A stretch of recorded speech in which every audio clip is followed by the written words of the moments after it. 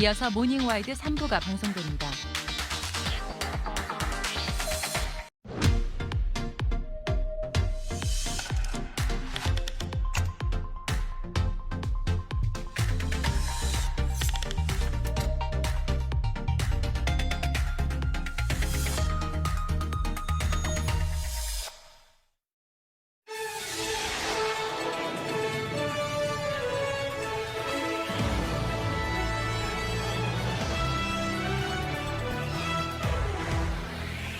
강남 학원가에서 누군가 학생들에게 마약이 든 음료를 배포한 사건이 발생했습니다. 그 파장은 날이 갈수록 커지고 있는데요.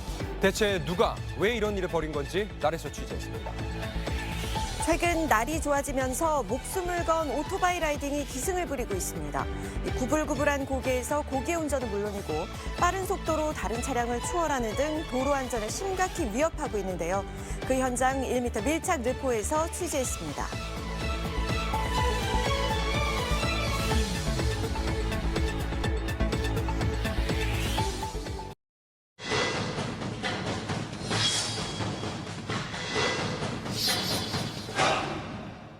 이번 주 사회면을 떠들썩하게 한 뉴스입니다. 바로 서울 강남구 학원가에서 발생한 마약 음료 사건인데요.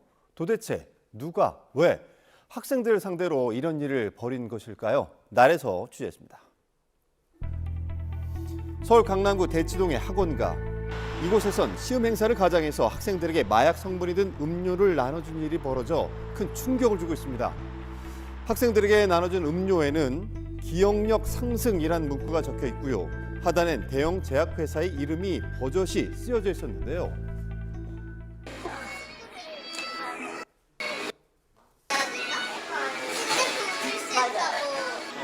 먹어보라고 해서 그 수업 집중 잘 된다고 막 먹어보라 해서 뭐였지? 시식평인가? 알려달라 해서 먹을 것 같다. 계속 재촉했다고 막 계속 권유했다고. 먹어보라. 그 자리에서? 경찰에 따르면 지난 월요일 시험 행사를 진행했던 일당은 총 4명으로 2인 1조로 활동해서 오후 4시부터 밤 9시까지 강남구청역과 대치역 사이에서 학생들에게 접근했다고 합니다. 저희 친구 앞에서도 나눈 걸로 알고 있는데 저 앞에서도 친구들이 실제로 그걸 받은 친구들이 꽤 있는 거예요?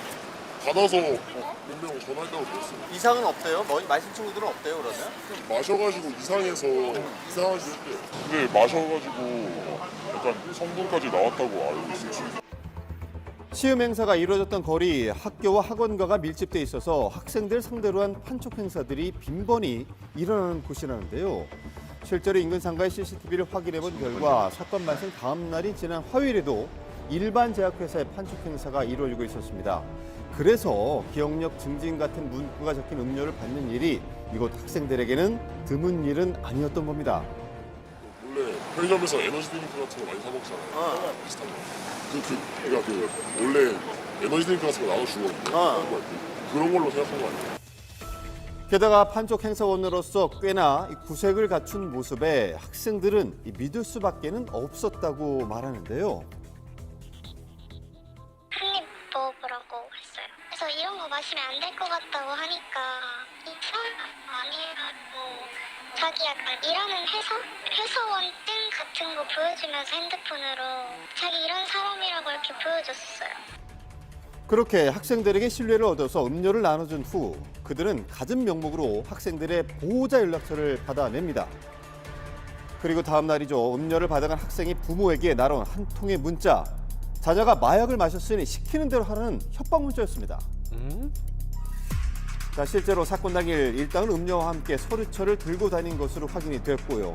일당으로부터 연락을 받은 건 한두 명이 아닌 것으로 추정되고 있습니다. 심각하네요. 돈 안 보내면 경찰에 신고하겠다. 그런 얘기도 했다고 해요. 어떤 분은 그냥 보이스피싱인 줄 알고 끄는 분도 계시다고, 그리고 또 어떤 분은 어쩌라고 그냥 경찰에 신고해라 하니까 너 친부모 맞냐고 이런 식으로 얘기도 했다고 해요. 해당 사건이 보도된 후 시음 행사했던 판촉 행사원 4명 중 1명이 붙잡히고 2명은 자진 출두한 상태. 그런데 판촉 행사원들 아르바이트라고 주장. 경찰은 공범은 없는지 수사하고 있다고 밝혔고요. 현재 피해 학생들은 간이 씨앗 검사에서 필로폰 양성 반응이 나온 상황. 경찰은 음료 속에 어떤 마약 성분이 더 들어가 있는지 확인 중이라고 합니다. 검사를 하면 다른 마약 성분이 더 나올 수도 있겠죠. 청소년기에는 훨씬 더 치명적이죠. 왜냐하면 청소년들 같은 경우는 뇌가 아직 성숙하기 전이거든요. 훨씬 더 이게 뇌 속에 있는 보상 체계가 손상이 빨리 되고 회복하기도 더 어려워져요. 이제는 아무도 모르게 심지어 학생들에게까지 마약이 노출된 상황 우려가 커지고 있는데요. 그 마약을 음료에 타가지고 특히 청소년을 대상으로 해서 부모를 겁박했다는 사례는 이제 매우 흔하진 않은 거죠. 합성 마약으로서 유해성이 높은 이제 불법 마약이기 때문에 소량을 섭취해도 부작용이나 유해성이 좀 있을 수는 있겠지만 몸에서 빠져나가기 때문에 이제 축적이 한 번 가지고는 되지 않습니다. 그렇다면 도대체 누가 왜 이 강남 학원가에서 학생들을 상대로 이런 일을 벌인 걸까요? 부모들에게 그 자식들이 마약 음료수를 복용을 했다라고 약점을 잡아서 돈을 뜯어내려는 목적이 있을 수가 있고요. 통상적으로 이제 뭐 몰래뽕 같은 게 있거든요. 그래서 이제 그런 필로폰 성분이 들어있는 음료수를 그냥 무료로 나눠줘 가지고 그걸 중독을 시켜서 충성 고객을 만드는 경우도 있어요. 본인은 처음에 모르고 마셨지만은 그걸 마시면 왠지 피로감도 안 느껴지고 뭐 기분도 좋아지고 컨디션도 이제 괜찮은 것 같고 처음에는 그렇게 느껴질 수 있거든요. 그렇다면 그런 음료를 찾게 되거든요. 학원가까지 침투한 마약, 하루빨리 사건의 진상이 밝혀지기를 바라겠습니다.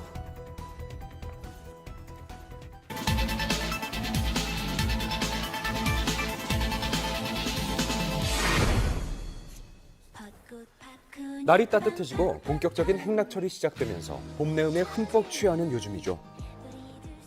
위험천만한 스릴에 취해버린 이들이 있습니다.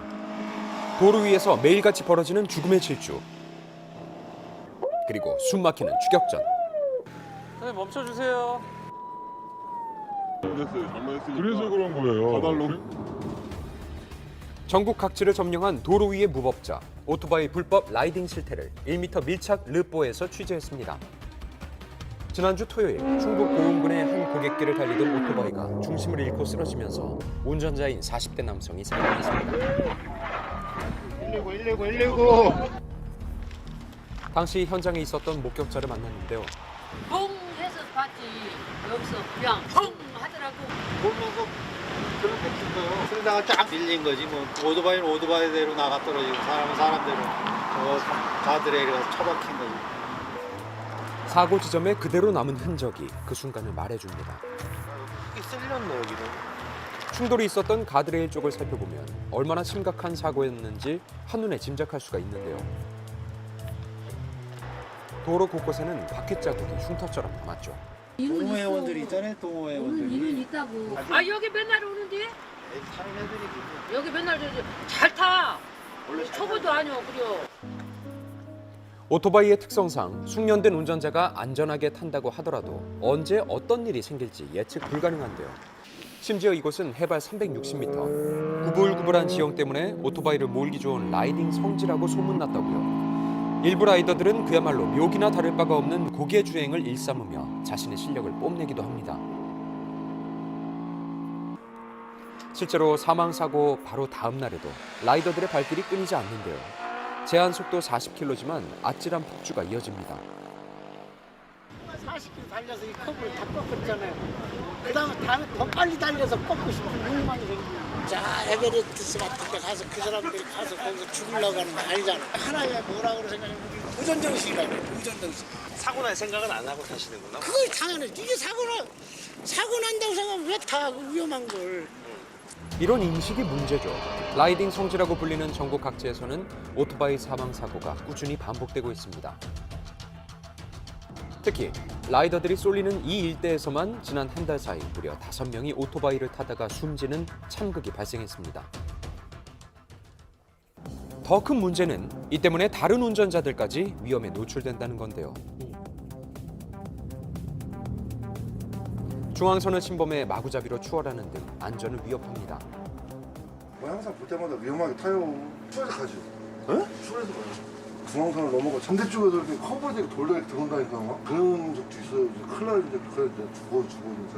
너희도 대중교통인데 위험한데 엄청 위험해요 진짜. 오토바이 타시는 분들 이렇게 라이딩 성지 인근 주민들과의 갈등 역시 종종 발생한다고요. 밤낮 없이 오토바이가 출몰해서 고통받는다는 주민들. 대체 얼마나 심각한 상황인 걸까? 막 가는 애들 있잖아요. 또 패거리로. 시끄러워서 잠을 잘 수가 있어야지요. 낮이고 밤이고 너상 그래요. 하루도 안 빠지고. 문 열어놓으면 더 시끄러워서 문 닫고 차라리 새벽까지 에어컨 켜놓고 자요. 밤에는 아우 조용하니까 더 시끄러워. 엄청 시끄럽죠. 일반 오토바이가 아니라 무슨 엄청 무슨 오토예요? 큰 오토바이다. 소리 팡팡팡팡 내고 치는 거. 흔히 보는 오토바이는 배기량이 100cc 정도인데 비해 라이딩 오토바이는 1000cc를 훌쩍 넘다 보니까 그 소음도 엄청납니다.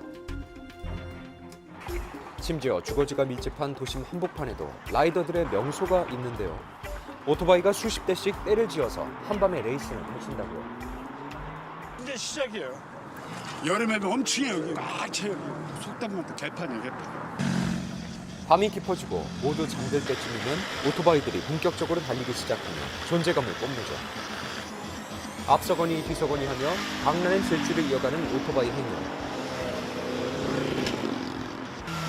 통행량이 많은 도심에서도 다른 차량을 빠르게 앞지르거나 추월할 틈을 노리기 일쑤입니다. 실제로 최근 3년 동안 오토바이 교통사고는 무려 6만 건을 넘었고 그만큼 사망자도 많이 나왔습니다. 이에 관할 경찰서에서는 불시 단속을 실시한다고요. 단속을 시작하자마자 엄청난 속도로 앞서가는 오토바이 포착. 지체 없이 출동해서 상황을 파악합니다. 저쪽에 지금 레이싱 바이크가 주변 차량보다 훨씬 현저히 높은 속도로 추월을 해가면서 진행하는 것을 목격했습니다. 좀 급차선 변경으로 추월을 하고 있는 것 같습니다. 제한 속도 70km보다 2배 이상 빠르게 달리는데요. 그 뒤를 바짝 따라붙어 계속 경고 신호를 보냈습니다. 이륜 차량 우측으로 안전하게 정차 좀 해주세요. 안전구간 진입 후 오토바이를 멈춰 세우는데요. 자칫 사고가 날 수 있는 속도. 과속을 하시더라고요. 저희 계기판으로 120에서 130을 계속 넘겨서 이렇게 주행을 하시더라고요. 거기 그거 1, 2분이잖아요, 선생님. 네. 진짜 저 70km 계속하세요, 진짜. 제거 부르고 정보하는데. 운전자분 잠깐만요. 좀 진정하시고. 과속 운전은 금물. 오토바이도 엄연한 차량이기 때문에 단속 대상이죠. 서둘러 순찰을 재개하는데요. 금세 법규 위반 오토바이가 붙잡고 맙니다. 네, 멈춰주세요. 이번엔 뭐가 문제일까? 여기 같은 경우에 차선이 하나이기 때문에 추월을 하시면 안 돼요. 예. 작으면은 좀 이렇게 옆으로 갈 텐데 네. 크니까 충분히 충분히 아셨죠? 진로 변경 위반, 범칙금 2만 원에 벌점 10점입니다. 오토바이는 차량보다 작고 민첩해서 종종 무모한 추월을 감행하지만 당연히 불법이죠. 단속을 위해 정차한 와중에도 안전거리를 제대로 확보하지 않고 대열 주행하는 오토바이 무리가 눈에 띄었습니다. 오토바이 세대가 나란히 붙어서 가고 있죠. 저렇게 되면은 앞차가 속도를 급격하게 줄이거나 멈췄을 경우에 브레이크가 이제 여유 있게 되지 않아서 서로 이제 추돌할 수 있는 사고 위험성이 매우 높게 됩니다. 그때 단속반을 발견한 듯 속도를 내는데 다른 차량을 아슬아슬하게 제치며 내달리죠. 그대로 쭉 그냥 그 속도로 가면 쫓아오지 못할 거라고 그런 생각 갖고 있는 것 같습니다. 하지만 이대로 놓칠 수는 없다. 맨눈으로 쫓아갑니다. 슈퍼카에 맞먹는 속도로 달리며 단속망을 피하지만 다행히 정체 구간에 접어들면서 거리를 좁히는데요. 도로 위 추격전을 벌인 끝에 마지못해 속도를 줄이는 오토바이들. 문제가 한두 가지가 아닌 듯합니다.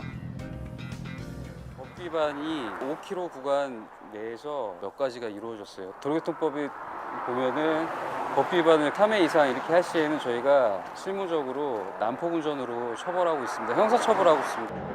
과속, 안전거리 미확보, 끼어들기 등 모두 처벌 대상이죠. 그거 안 쓰면 어떻게 돼요? 안 쓰시면은 안 쓰면 주변은 그럴 경우에는 체포까지도 할 수 있습니다. 그래서 그런 거예요. 사달로? 벌금형이 나올 수 있는 상황, 급기야 변명을 하기 시작하네요.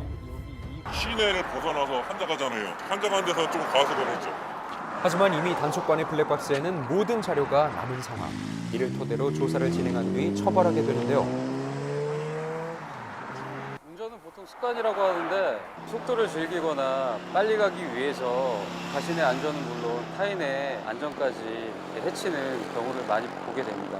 네, 경각심을 가지고 안전운행을 하셨으면 좋겠습니다. 목숨 건 질주, 멈춰야 할 때입니다.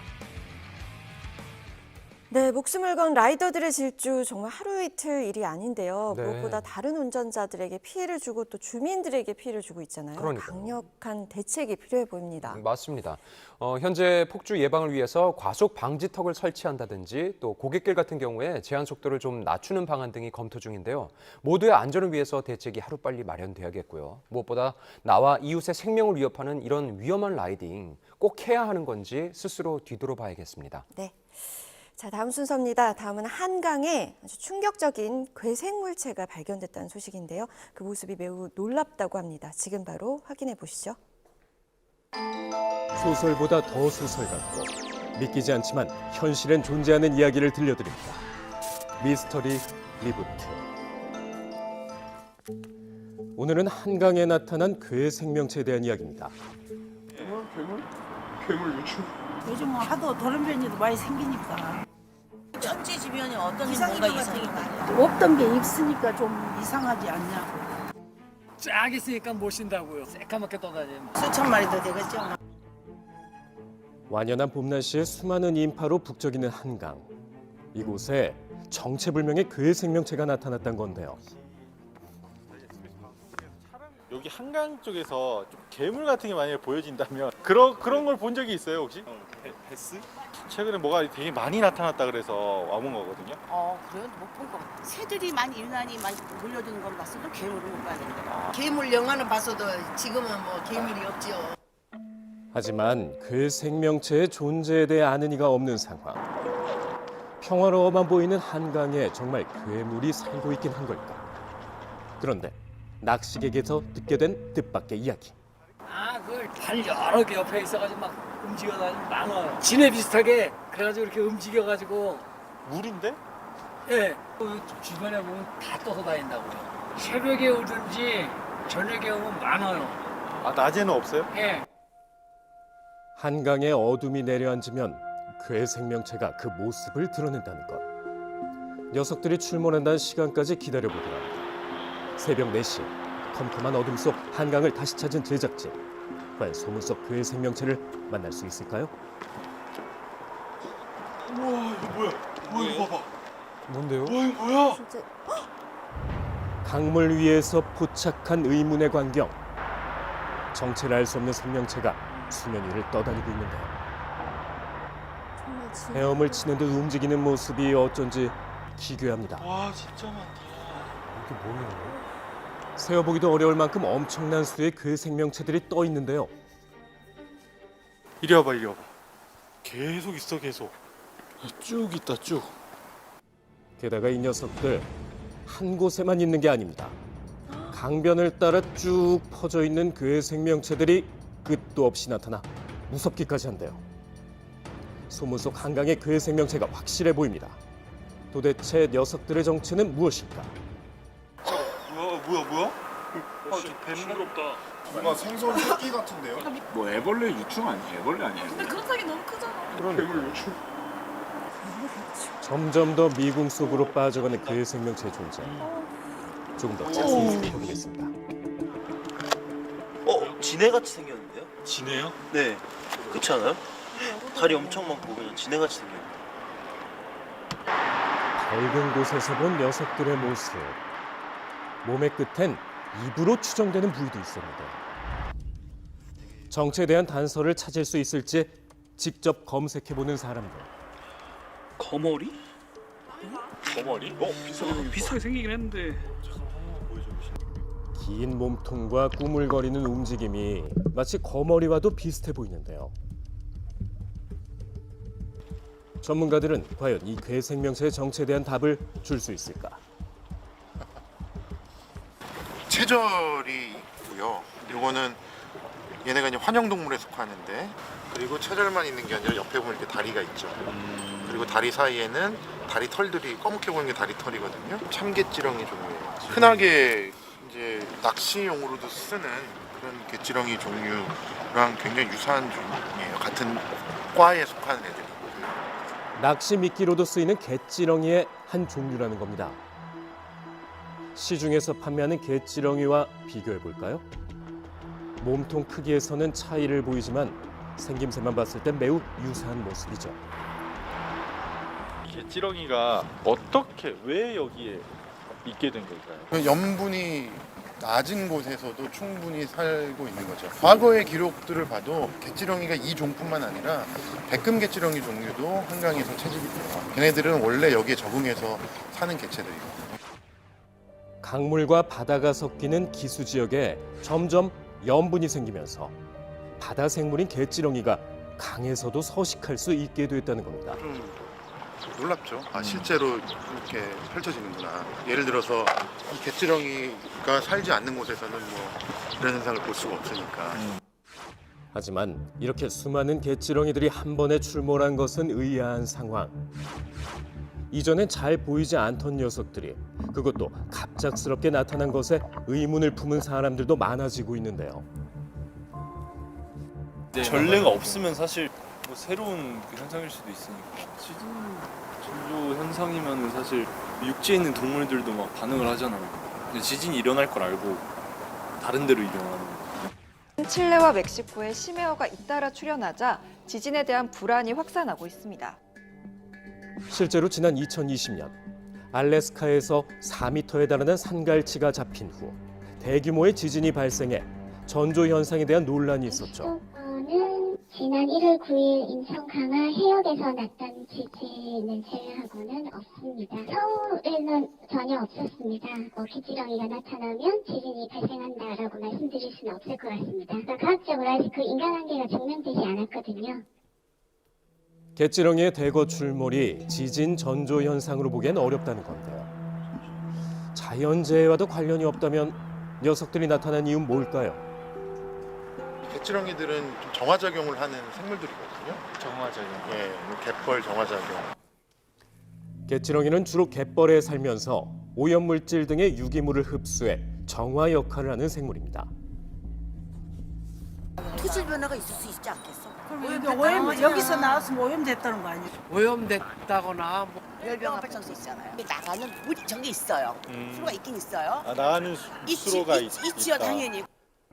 갯지렁이가 발견된 지점과 약 1km 떨어진 한강 유역에 위치한 화력발전소. 이로 인한 거라면 뭐 이제 뭐 계속 문제시 돼가지고 저희도 뭐 이거에 대해서 조사한 거나 이런 게 있을 수 있을 텐데 문제시 된 적도 없고 해서 이거에 대한 뭐 저희가 뭐 따로 가지고 있는 적이 없더라고요. 저희 뭐 발전소가 그 지하화해서 뭐 이런 연관성은 없는 거고요. 한강의 수질 측정 기록을 살펴보면 갯지렁이들이 나타나기 전과 후의 수질엔 큰 차이가 없었고요. 더욱이 화력발전소의 반대편 상류 부근의 세비섬에서도 갯지렁이들이 잇따라 발견되고 있는 상황. 그렇다면 무엇이 녀석들을 출몰하게 만든 걸까요? 갯지렁이는 보통 저서성 생물이라서 갯벌의 흙 속을 파고 들어가거나 강 바닥 속에 살거나 저서 생활을 하거든요. 근데 이제 특정 시기 산란을 할 때는 얘네들의 다리의 모양이 좀 변해요. 그러니까 부채처럼 이렇게 커져요. 헤엄을 잘 칠 수 있게. 갯지렁이의 산란기 때문이라는 것. 갯지렁이들은 산란기가 되면 체외 수정을 위해 수면 위로 올라오게 되는데요. 이때 헤엄을 치기 위해 다리 모양이 달라지는 등 몸의 변화를 겪게 된답니다. 수컷 같은 경우는 몸속이 정자로 꽉 차고 암컷은 이제 난자로 꽉 찬 상태가 돼요. 그 시기가 3월 중순에서 4월 중순 요 사이거든요. 산란기의 갯지렁이들은 정자와 난자를 품고 있어 몸이 부풀게 된다고요. 뭐 이상한 거 뭐 뿜어낸다. 얘 왜 이래? 바로 뿜어내요? 촬영 당시 갯지렁이를 건져 올리자 액체를 뿜어낸 후 다시 몸통이 작아지는 모습도 확인할 수 있었는데요. 즉 산란기에 암컷, 수컷이 동시에 나타나 개체수도 많아 보인 겁니다. 하지만 갯지렁이의 출몰을 향한 우려의 목소리도 높은데요. 미관상은 안 좋겠죠. 그것만 보면 좀 징그럽긴 하죠. 하여튼 좋지 않은 혐오감이 드는 이런 생물체라는 생각은 안 드니까. 해로운 생물은 아닐지 정말 이대로 둬도 괜찮은지 걱정이 된다는 건데요. 얘네들 같은 경우는 체외 수정이 끝나고 나면 이제 한 세대를 마무리하거든요. 미생물에 의해서 분해가 되거나 그리고 자연으로 다시 이제 돌아가는 거죠. 얘네들이 뭐 인간에게 해를 끼치거나 아니면 유해 생물이거나 뭐 이러지는 않거든요. 봄에 윤중로에 벚꽃이 피듯이 이 시기가 되면 자연스럽게 한강에서는 개치렁이들이 짝짓기를 한다. 조금 아름다운 시각으로 봐주시면 좋을 것 같다라는 생각이 들어요.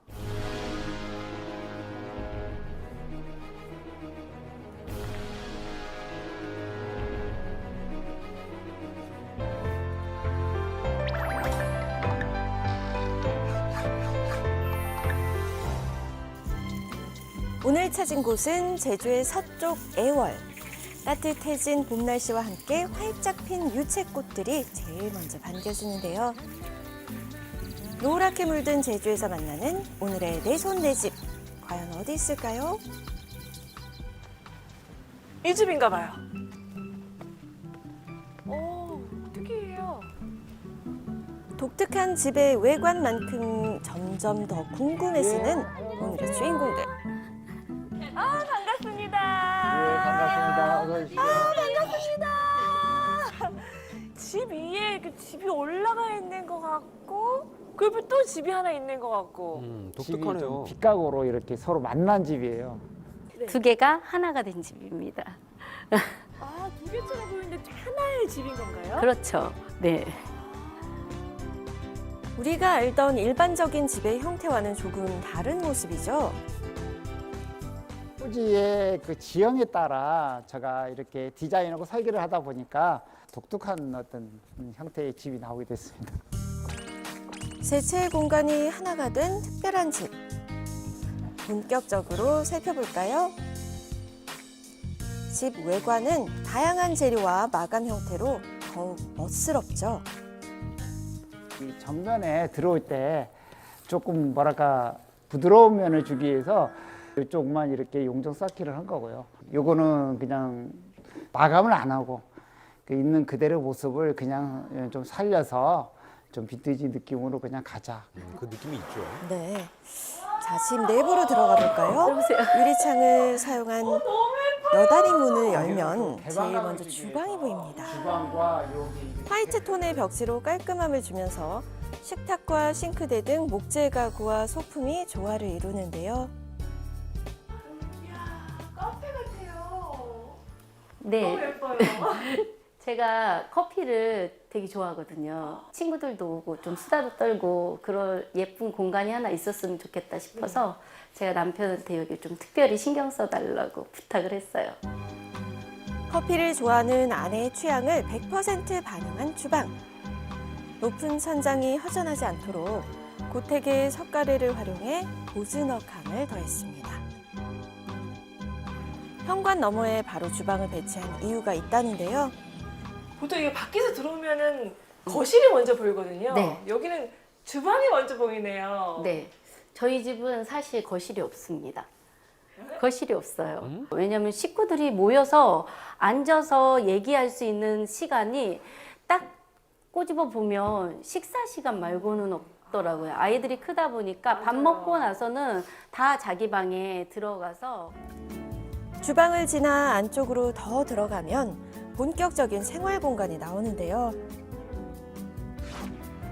주방과 방이 연결된 1층을 지나 자작나무로 만든 계단을 한 층 한 층 오르면 군더더기 없이 깔끔한 2층 복도가 등장합니다.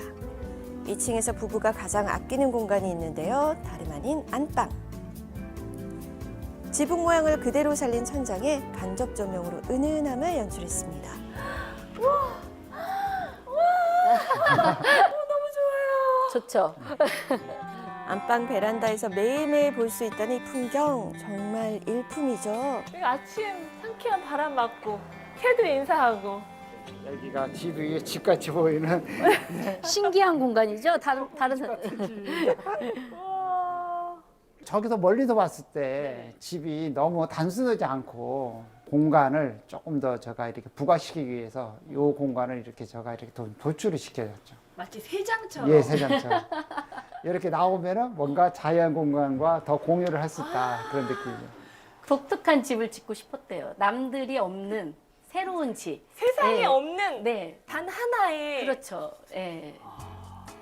2층의 또 다른 문을 열어보면 화장실이 보이는데 역시 평범치 않습니다. 하나의 공간을 두 개로 분리해서 사용하고 있는데요. 네. 이렇게 샤워하는 곳 옆에 파우더룸이 있어서 더 실용적이라고요. 샤워하고 나오면 여기서 이제 바로 로션도 바르고 양치도 하고 예. 이게 없으면 샤워하고 나서 물 떨어지고 머리카락 다 집에서 방에서 하면 머리카락 다 날리고 그러니까 네. 여기 하나만 어지러지면 여기만 치우면 되잖아요. 그쵸, 그쵸. 그래서 이제 이런 공간을 하나 꼭 만들고 싶고 그래서 여기 조금 더 신경을 썼어요. 여기서 끝이 아닙니다. 2층에서 한 번 더 올라가면 부부가 가장 보여주고 싶다는 공간인 작은 다락방이 나오는데요. 보통 다락하면 네. 뭔가 어둡고 네. 음침하고 창고처럼 쓰잖아요. 여기는 굉장히 밝네요. 엄청 밝고 그 다음에 제가 제일 좋아하는 공간이고 이 집에서 제일 멋진 공간입니다. 여기가. 우리 청년이라고 나가면 아담한 네. 다락방을 나서면 이 집의 하이라이트, 탁 트인 풍경을 멋지죠? 만날 수 있습니다. 아, 한눈에 담기는 제주의 풍경. 보는 것만으로도 감탄이 절로 나오는데요. 저희 집은 사면이 탁 틀려 있는 360도가 보이는 어라운드 뷰를 가진 정말 그림 같은 집의 꼭대기에서 느끼는 그림 같은 풍경. 왼쪽으로는 푸른 바다가, 오른쪽엔 큼직한 오름이 있어서 매일매일 제주의 자연을 느낄 수 있다고 합니다. 이때 집안 어디선가 아름다운 선율이 들리는데요. 아름다운 멜로디에 이끌려 향한 곳. 방 안의 문을 열자 소리가 점점 가까워지더니 누군가 연주를 하고 있습니다. 저희 딸입니다. 연주자의 정체는 바로 주인공 부부의 딸 한씨. 바이올린 연주가의 길을 걷기 위해 독일의 유명 음악학교에서 열심히 공부 중이랍니다. 아름다운 집에 감미로운 음악까지 게다가 딸이 직접 연주하는 바이올린 소리로 들으니 정말 더할 나위 없는데요. 오랜만에 한국을 찾은 한씨. 자기만의 음악을 할 수 있는 공간 하나 좀 만들어주면 좋겠다 싶어서 꼭 집을 지으면은 우리 딸한테 소중한 선물을 하나 해야 되겠다. 음악가인 딸을 위해 아빠가 준비한 선물. 언제든 바이올린을 켤 수 있는 이 연주실입니다. 소리의 울림까지 고려했는데요. 제 생일이 4월 12일이거든요. 4월달. 근데 제가 그때는 학기 중이라서 독일에 있을 수밖에 없었어요. 근데 딱 그날 이제 아버지가 여기 사진을 찍어서 보내주셨어요. 생일날 이 연주로 사진을요? 네. 오. 네. 이건 이제 너 거야 이렇게 보내주셨을 때 네. 진짜 기분이 날아갔던 것 같아요. 그때. 세상에. 딸의 생일 선물로 만든 연주홀. 아빠의 애틋한 마음이 묻어나죠. 연주홀이 생긴 후 가족들에게는 평생 잊을 수 없는 추억이 생겼다고요. 그날 진짜 밤새 연습한 것 같아요. 밤새 들려줬어요. 저희 여기 앉혀놓고 이제 연주 들었는데 진짜 너무 행복했던 시간이에요. 그 시간이. 가족들에게 행복이 되어준 선물 같은 집. 그리고 이곳에는요. 많이 땄어요? 또 다른 가족이 함께 살고 있답니다. 저희 아빠세요. 저희 친정 아빠고 엄마. 저희 친정 엄마세요. 아버지 인사 좀 하세요. 만나서 반가워요. 자, 주세요. 집을 직접 지은 후 친정 부모님까지 이사 오면서 무려 3대가 한 집에 오순도순 모여 살게 된 겁니다. 얘가 맨날 지네 신랑을 자랑했었더라고. 애가 밑에 안 했어요. 근데 이 집을 지어놓고 보니까 내가 사유를 인정했다니까. 이쁘게 잘 졌잖아요. 마음에 드세요? 마음에 들어요.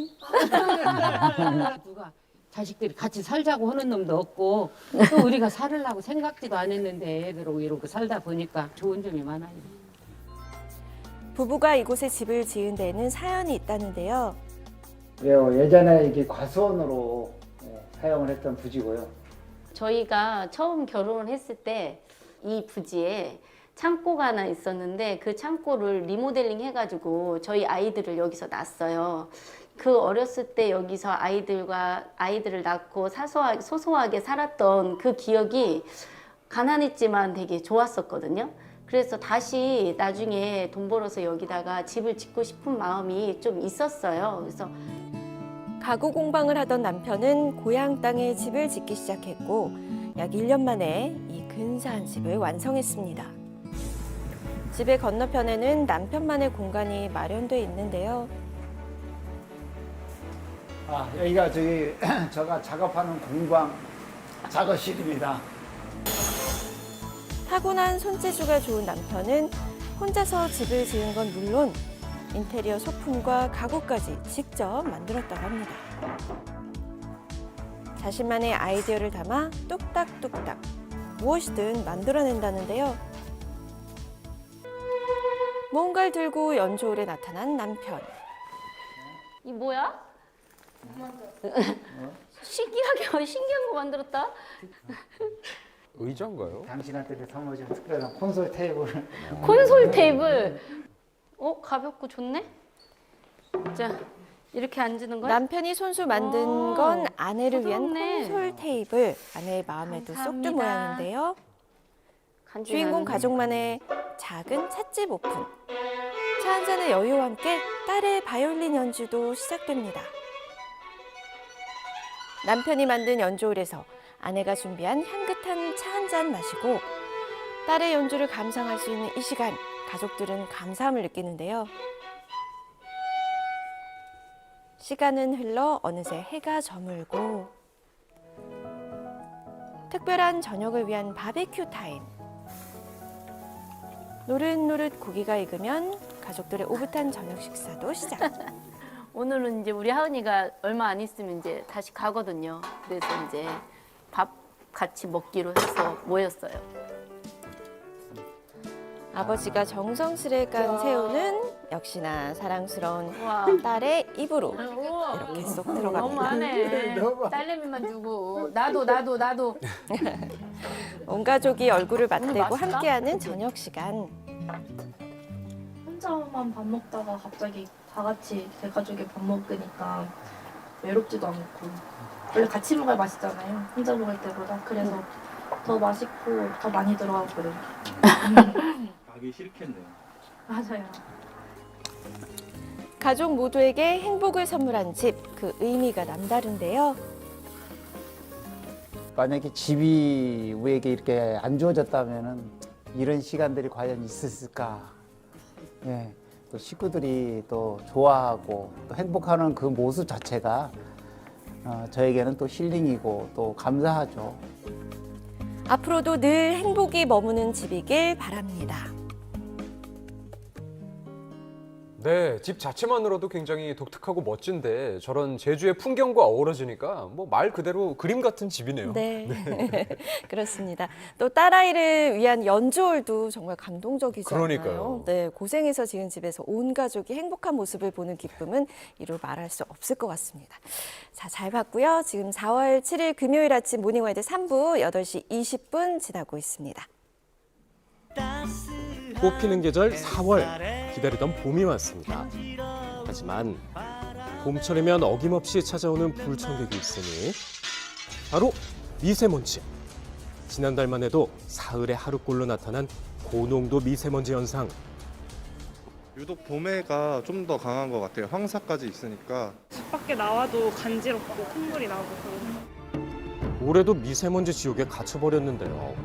체내로 들어온 미세먼지는 혈관을 타고 각종 혈관의 염증이라든지 혈전 반응을 일으켜서 폐질환뿐 아니라 이 심혈관 질환에 의한 사망률도 같이 높이게 되는데요. 미세먼지는 WHO에서 1급 발암물질로 지정하고 있어 장기간 노출은 피하시는 것이 좋습니다. 매년 대기오염으로 인해 사망하는 사람들만 약 700만 명에 이릅니다. 미세먼지가 심할 때면 실내에 머무는 시간도 길어지기 마련. 그렇다면 실내 환기는 어떻게 해야 하는 걸까? 너무 심하면 완전히 안 열고 환기를 근데 안 시킬 수 없으니까 조금씩 한 10분에서 20분 정도씩은 하는 것 같아요. 과연 어느 쪽이 정답인 걸까요?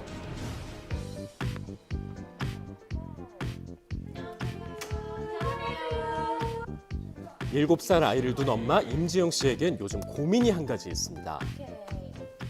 요즘에는 그 황사랑 미세먼지 이런 게 좀 심해서 연일 이어지는 미세먼지 공습에 마스크는 필수.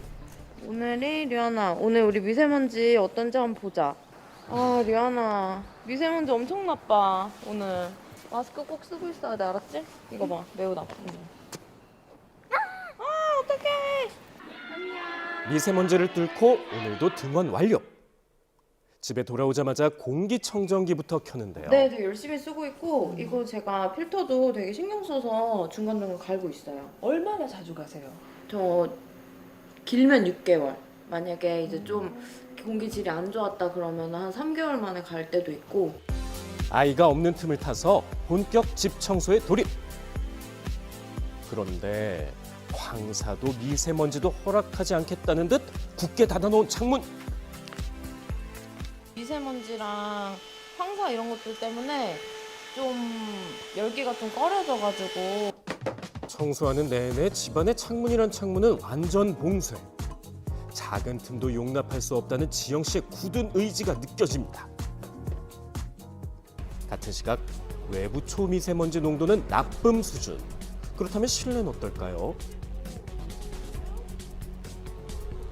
이게 어떻게 된 일이죠? 깨끗이 청소까지 마쳤는데 실내 초미세먼지 농도가 바깥보다 더 높게 나타났습니다. 지금 바깥이 그냥 나쁨 수준이었고 지금 실내는 이 정도면 매우 나쁨. 충격적이네요. 신경 쓴다고 썼는데 바깥에보다 집안이 더 안 좋았다니. 청소를 할 때 미세먼지나 초미세먼지의 농도가 높아지는 것은 집안 곳곳에 초미세먼지나 미세먼지가 눈에 띄지 않게 쌓여 있는 겁니다. 특히 창문을 열어놓지 않은 상태에서 청소를 하게 되면 쌓여있던 집안 곳곳에 미세먼지와 초미세먼지들이 다 공중에 떠다니게 되는 것입니다. 공기청정기만 믿었던 게 잘못이었던 걸까요? 공기청정기를 하는 경우 환기를 안 하는 경우도 많은데요. 이 공기청정기는 실내 미세먼지 농도를 낮출 수는 있지만 휘발성 유기화합물이라든지 이산화탄소의 농도를 낮출 수가 없습니다. 적어도 3-4시간에 한 번 정도는 창문을 활짝 열어서 전체적으로 환기를 해주시는 것이 좋습니다.